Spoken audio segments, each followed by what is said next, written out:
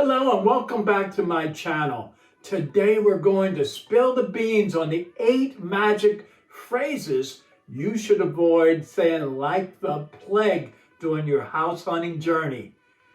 Trust me, if you utter these phrases, you might as well kiss your dream home goodbye. So if you're a buyer, you're going to want to watch this video. I'm Michael Wynn, a retired Marine Corps officer and a local real estate agent with Century 21 Award. Think of me as your real estate Yoda who's always ready to guide you through the crazy world of buying a home. So buckle up, grab a notepad, and let's dive into the 8 things not to say when buying a home. Let's talk about the number 1 mistake you should avoid making. Saying, "This is my dream house." Sounds sweet and endearing, right? Think again. You may think that declaring your love for the house to the seller will make you the top pick in a multiple bid situation, but it could also backfire. The seller may think, "Oh, they really love it. Can I ask for an even higher price?" And before you know it, the price is skyrocketing. So, keep your dream house dreams to yourself. Talk about it with your buyer's agent in a private setting where the walls don't have ears and the ceilings don't have eyes. Whisper sweet nothings like, "Hey, Michael, you know what? I really like that house. It's our dream house. We really want it." But keep those words locked up tight when it comes to the seller and the listing agent. Trust me, you'll thank me later. Number 2, avoid saying things like, "That couch is awful." It's a big no-no. Don't go into someone's house and start critiquing their furniture or decor, even if it's not your cup of tea. It's like showing up on a first date and telling that person you don't like their outfit. You just don't do it. If the seller catches when you've insulted their abode, they might get a little salty and decline your offer, no matter how good it is. We all want someone who loves our house, not someone who hates it. So keep your comments to yourself, folks. If you don't like something, just remember, you can change it after you close the deal. Just don't give away your true feelings while you're actually in the house. Number 3, don't go blabbing about the amount of dough you can throw around. If you tell someone how much cash you're packing, and let's say it's more than the asking price, or you're planning to buy the house and give it a makeover, adding up to a grand total of X bucks, well, that's like showing up to a poker game and shouting, "Hey y'all, I'm gonna bet big on every hand. I might not win, but who cares? I got the dough to burn." You're basically telling everyone that you're a greenhorn ready to be taken for a ride. So keep that wallet of yours under wraps. Don't tip your hand and let everyone know that you're a pushover. Got it? Tip number 4 is a real zinger. Avoid saying, "Can't wait to get rid of that." Now, let's show a little bit of respect and decency when you enter someone else's humble abode. It doesn't matter if it's a dump or a palace fit for the gods. Remember, you're walking into their kingdom. Don't go in and wreak havoc on their belongings, or the relationship will never work. Who wants to work with someone who's difficult? So watch your mouth and keep it respectful, or they may end up waiting for another offer with someone more pleasant to work with. Listen up, folks. Tip number 5 is a doozy. If you're thinking about asking the seller why they're selling, think again. That's like walking into someone's home and asking them why they're moving out. It's just rude and will put them on the defense faster than you can say real estate.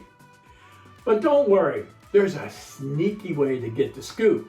Just chat with the neighbors. They'll spill all the tea on the whys and wherefores. Trust me, it's a much better strategy than putting your foot in your mouth by asking the seller directly. And who knows, you might even make a friend or two. All right, folks, that brings us into tip number 6. Avoid saying, "What's the real deal about living here?" If you're thinking about chatting up your new neighbors and asking about life in the hood, proceed with caution. Don't be that nosy neighbor who's always prying and poking around, because you don't want to be known as the interrogator down the road. Here's a tip. Instead of going straight for the jugular with "How do you like living here?" try a softer approach. Ask them, "What's your favorite part of this community?" This way, you're avoiding putting anyone on the defensive and start building those relationships you'll need to keep your property secure and enjoying living in your new neighborhood. If you don't want to chat, no big deal. Just let it be. You've just earned some good karma and can continue on your mission to be a top-notch neighbor. Tip number 7 is a friendly reminder that breaking the news to someone that they are not going to get the list price they're asking for can be a bit harsh. To tell someone you're not going to get the asking price again is pretty insulting. Don't be the bearer of bad news. Let your buyer's agent handle it with diplomacy. Even if the price is out of this world, hold your tongue and let your agent do the talking. Just saying something like, "Hey, is this price for real? It seems a bit steep for this area or this type of home." Let your agent negotiate the price, and then you can swoop in with your offer, complete with an explanation for why you think it's a fair price. Well, folks, we've arrived to the 8th and final point, and it's a doozy. Avoid telling someone, "I'm going to give you a lowball offer. Will you accept it?" Lowball offers works in certain markets. It all depends on the market you're in. You might have better luck in a buyer's market, but in a seller's market or a balanced market, it's not a good idea. Lowball offers are like being served a cold dish at a fancy restaurant. Nobody wants it. It can even be insulting.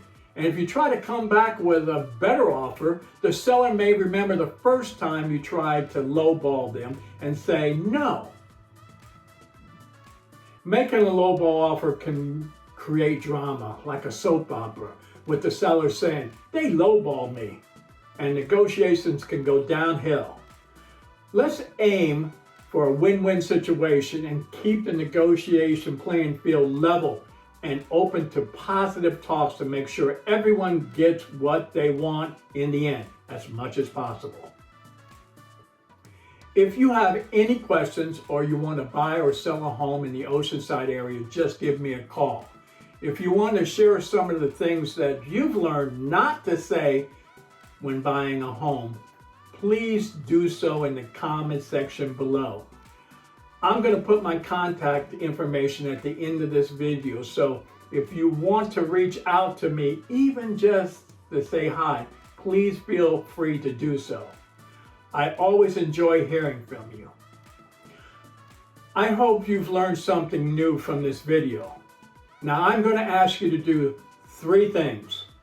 Number 1, please subscribe to my channel. Number 2, please like this video. And number 3, share this video with someone you know it's going to be able to help. Thank you so much for watching, and remember, with Wynn, you too can win. Michael Wynn with Century 21 Award, over and out.